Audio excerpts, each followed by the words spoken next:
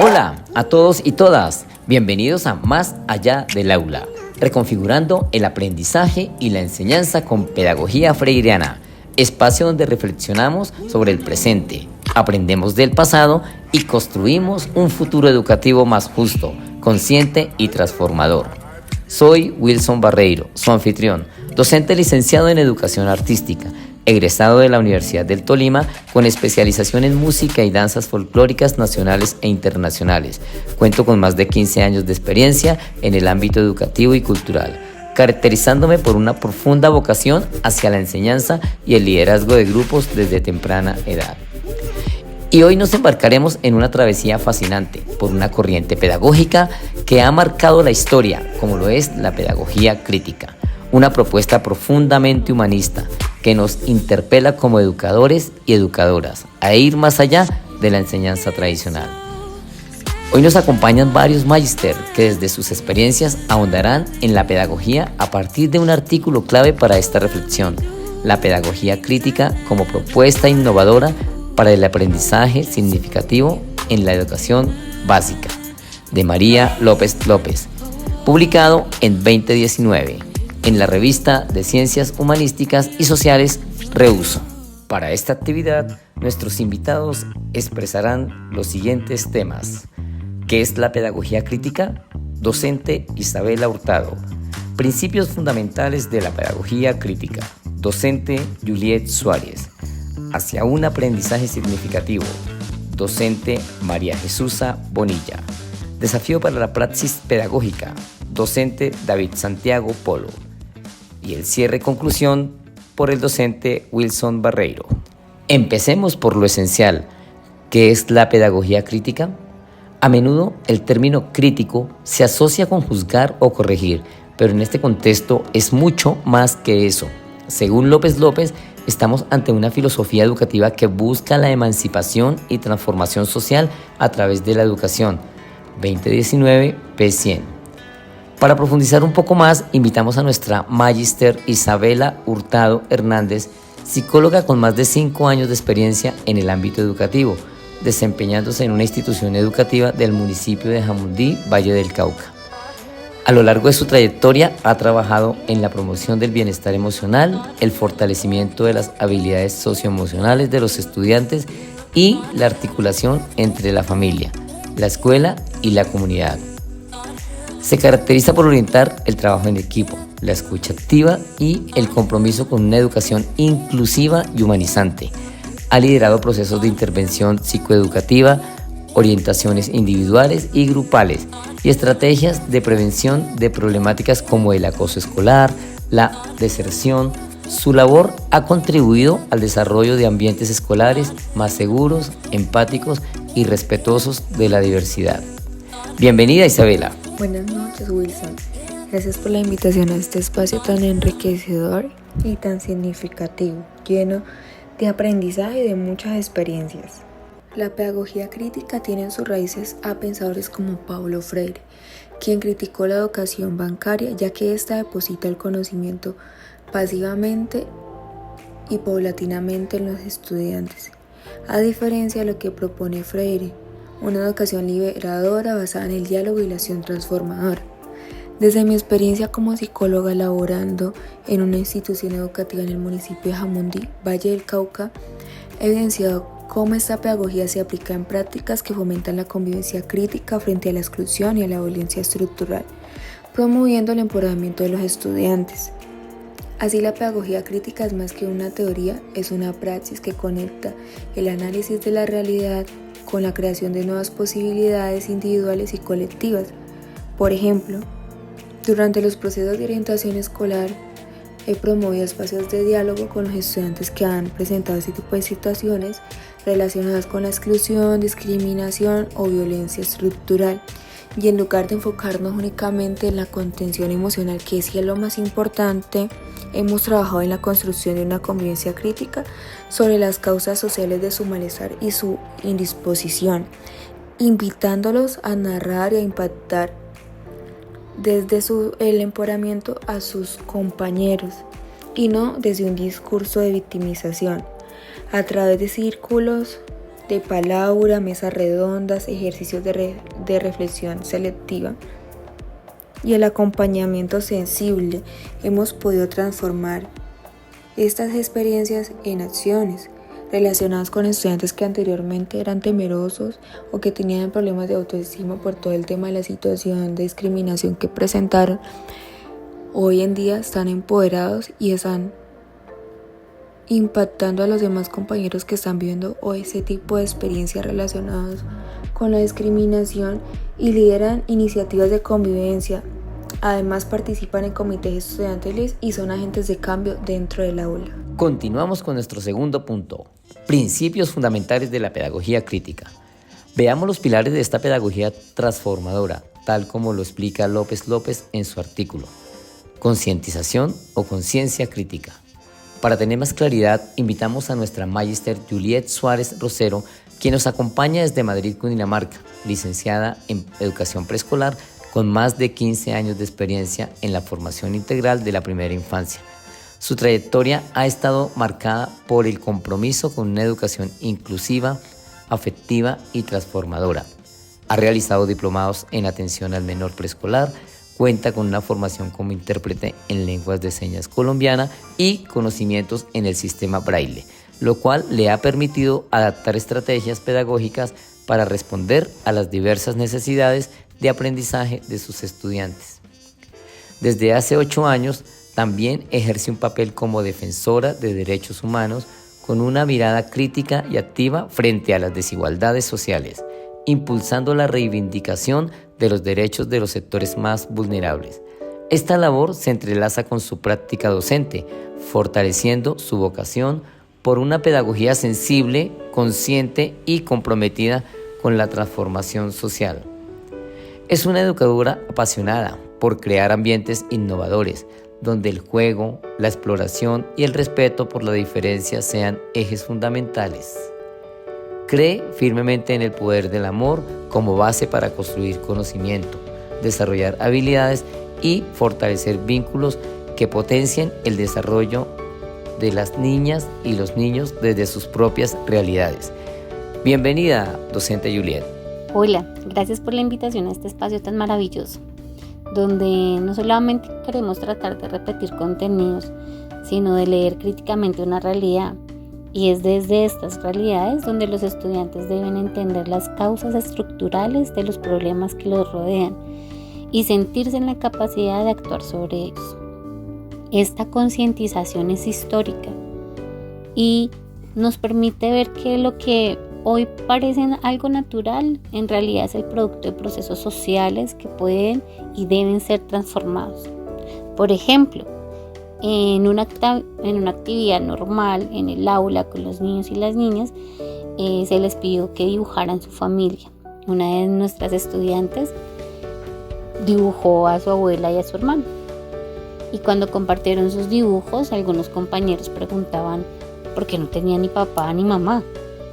En lugar de corregir o ignorar la situación, utilicé este momento como una oportunidad pedagógica para hablar desde su nivel de comprensión sobre las distintas formas de familia que existen y cómo todas son valiosas.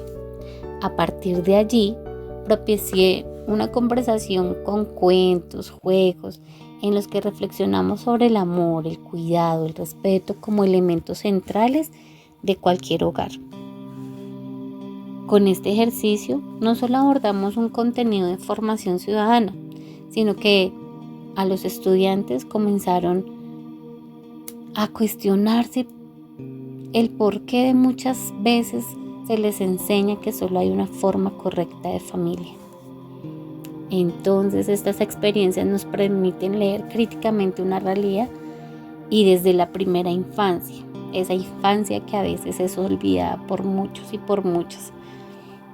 Y entender que lo que parece normal o natural muchas veces está atravesado por construcciones sociales y que todos y todas podemos aprender a mirar el mundo desde la empatía y la transformación. Por lo tanto, la enseñanza deja de ser esa repetición y se convierte en una enseñanza con conciencia, porque hasta en el aula más pequeña podemos sembrar semillas y esas semillas pueden generar frutos de transformación. Es curioso, Will, cómo La problematización propone partir de un entorno inmediato para hacer del aula un espacio de investigación, de debate, de creatividad. Así, los estudiantes se apropian del conocimiento porque lo viven como algo muy cercano. La praxis es la reflexión y la acción en un mismo movimiento, como lo decía Freud. El saber no puede quedarse atrapado en lo abstracto, debe aplicarse, debe vivirse. López destaca que la verdadera transformación pedagógica ocurre cuando el conocimiento permite entender el mundo y transformarlo. Seguidamente, punto 3. Hacia un aprendizaje significativo. Continuamos este recorrido por los sentidos profundos de la educación con una pregunta clave. ¿Cómo hacer del aprendizaje una experiencia realmente significativa? Para profundizar en esta reflexión nos acompaña una invitada muy especial, María Jesucita Bonilla, normalista superior, licenciada en Pedagogía Infantil y especializada en Desarrollo Integral de Infancia y Adolescencia de la Iberoamericana, etnoeducadora con 35 años de experiencia entre el sector público y privado, gestora de proyectos culturales asociados a las danzas y música tradicional afro en la región pacífica.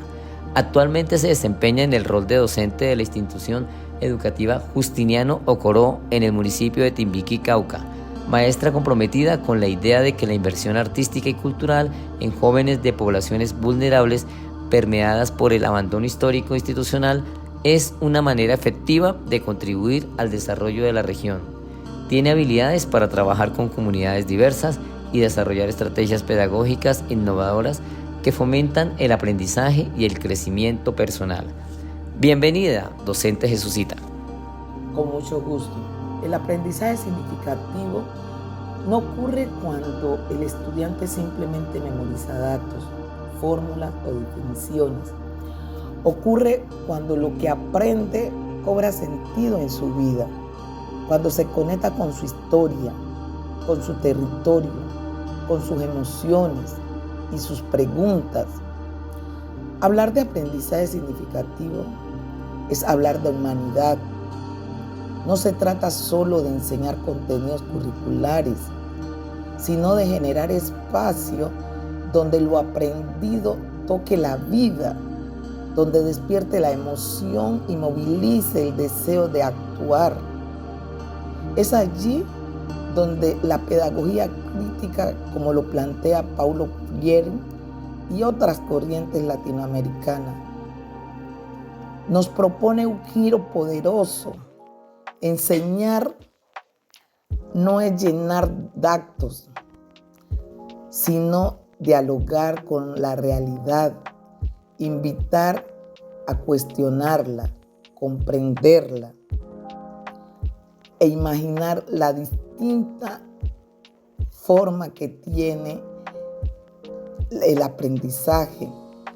Cuando un niño o una niña, por ejemplo, aprende sobre los derechos humanos, no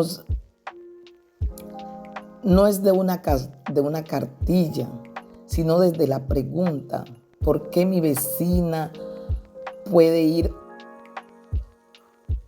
al colegio? ¿Por qué el otro no puede ir? ¿Por qué el otro vecino no puede ir? ¿Por qué hay personas que duermen en la calle? Entonces estamos sembrando pensamiento crítico, y ese pensamiento crítico no es neutro, es histórico, es político, es transformador. Como educadoras y educadores, tenemos la responsabilidad de acompañar a nuestros estudiantes a mirar el mundo con otros ojos.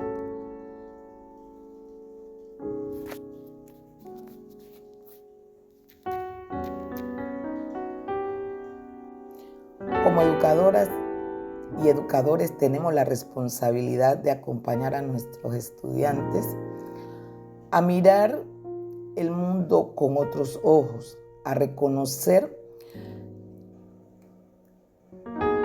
que lo que hoy aparece natural, como las desigualdades, las violencias o los estereotipos, no siempre fue así y por lo tanto puede cambiar.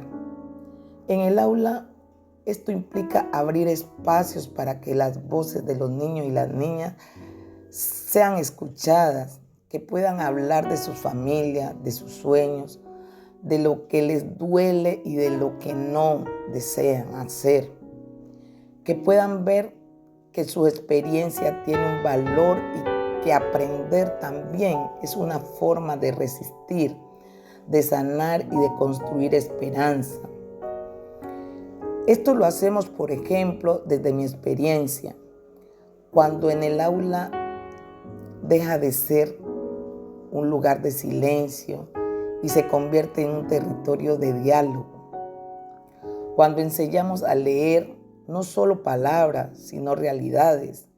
Cuando el juego, la exploración y la escucha son herramientas para descubrir el mundo, para imaginar lo distinto y sobre todo para actuar sobre él.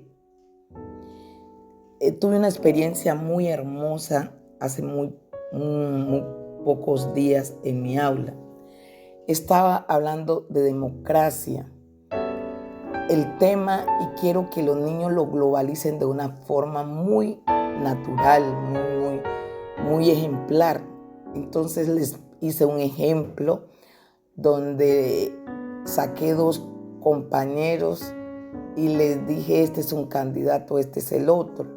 Y les explicaba que democracia era escoger con libre albedrío, sin que te limitaran, sin que alguien te dijera, te doy un peso, porque en estos pueblos lo que predomina en época de elecciones es eso. Pero cuando retrocedo y les digo, los mandé a mirar el noticiero, ¿y qué vieron en la noticia? En medio de todos, algunos muchachos estaban fuera del contexto. Y en medio de todo, un estudiante se me para y me dice, profe, la noticia se trató de la rama judicial. Y le pregunto yo, ¿y por qué?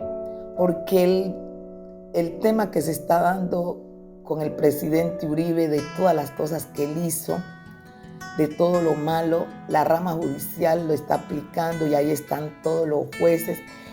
Y se me fue desglosando de tal manera que yo me ericé, me emocioné tanto que me quedé aterrada la forma en que el niño se explicaba y demostraba y correlacionaba lo que estábamos viendo en el salón de clase con la realidad. Y ubicarlo y explicarlo, que cuando terminó de hablar, sin yo pedir el aplauso, todos los compañeros aplaudían, lo aplaudieron y para mí fue muy emocionante. Entonces, partiendo desde ese ámbito, nosotros los invitamos a seguir reflexionando juntos y juntas sobre cómo convertir nuestras prácticas pedagógicas en verdaderos actos de justicia, ternura y de libertad, para que esos niños dentro del aula de clase se sientan libres, se sientan con esa libertad. Y así me ha pasado en muchos temas. Ahorita con esta materia y esta maestría me estoy dando cuenta que, partiendo de mi propia experiencia, no estoy fuera del contexto con el aprendizaje significativo, porque yo siempre trato que el niño globalice el tema, que lo conecte con la vida real, que lo conecte con lo que vivimos. Estuvimos trabajando sobre lo que es el ecosistema y el ser humano, cuando hablaban que todas las inundaciones y todo lo que estaba pasando era por culpa de la contaminación ambiental que nosotros mismos habíamos hecho, y que habían visto TikTok y que habían visto una cosa y todo.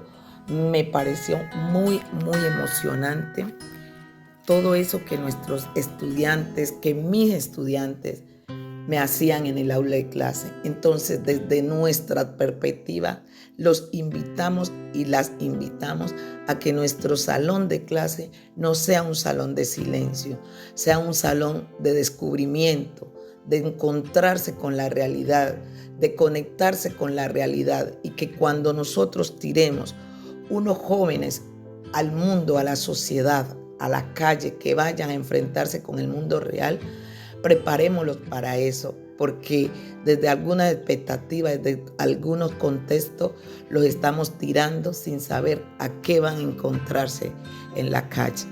Continuamos con nuestro cuarto punto, desafíos para la praxis pedagógica. Estamos llegando al final de este recorrido. Ha sido un espacio de diálogo profundo donde hemos repensado la educación desde el sentido, desde la experiencia y desde el compromiso con la transformación social. Ahora bien, surge una pregunta inevitable. ¿Es fácil aplicar todo esto en la escuela, en el aula, en la cotidianidad educativa? Para ayudarnos a pensar en esta tensión entre el ideal y la práctica nos acompaña hoy nuestro colega David Santiago Polo Poveda, quien es recién graduado como licenciado en Ciencias Naturales y Educación Ambiental. Es un profesional con una sólida base académica y un profundo compromiso con la pedagogía innovadora y la creación de entornos de aprendizaje equitativos. Su formación en Ciencias Naturales y Educación Ambiental le ha proporcionado una perspectiva integral sobre los sistemas biológicos y ecológicos, así como las herramientas didácticas para fomentar la conciencia y el respeto por el medio ambiente en las nuevas generaciones. Además, cuenta con una titulación como técnico en sistemas, lo que le confiere una habilidad invaluable para integrar la tecnología en el proceso educativo. Esta combinación de conocimiento en ciencias y tecnología le permite diseñar y ejecutar estrategias didácticas dinámicas, promoviendo el uso de recursos digitales y plataformas interactivas para enriquecer la experiencia de aprendizaje.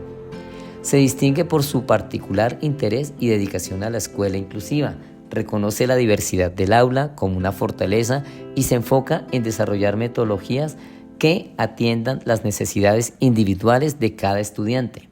Su experiencia con herramientas tecnológicas es un activo clave para adaptar materiales didácticos, crear recursos accesibles y facilitar la participación de todos los estudiantes independientemente de sus capacidades o estilos de aprendizaje, aspirando a contribuir activamente a la construcción de espacios educativos donde cada estudiante se sienta valorado, apoyado y empoderado para alcanzar su máximo potencial. David está listo para aplicar sus conocimientos y entusiasmo en un entorno que promueva la equidad y la excelencia educativa. Bienvenido, docente David. Buenas noches, Wilson. Muchas gracias por la invitación. La respuesta, como tantas otras en la educación, no es simple. No necesariamente es fácil aplicar esto en la escuela. Como bien lo advierte López López, muchos sistemas educativos siguen atrapados en lógicas rígidas, estandarizadas, jerárquicas. Aulas cerradas, planes inflexibles, indicadores que no miden la esencia y una precisión constante por los resultados, antes que por los procesos. Por eso, adoptar la pedagogía crítica no es solo un cambio metodológico, sino una ruptura profunda. Es abandonar la zona de confort y atreverse a poner en cuestión lo que hemos naturalizado. Es abrir espacios reales de escucha, donde las voces de los estudiantes no solo se oigan, sino que transformen la manera en que se enseña y en la que se aprende. Es fortalecerse continuamente, porque una pedagogía viva necesita de una maestra y un maestro que también se pregunten y se cuestionen todos los procesos en los que se van desarrollando, que también se conmueva, que también quiera seguir aprendiendo junto con el estudiante. Y sobre todo es reconocer que educar es un acto político, no en el sentido partidista, sino en un sentido más profundo. Educar es tomar decisión frente a las desigualdades, frente a las injusticias y claro que frente a la exclusión.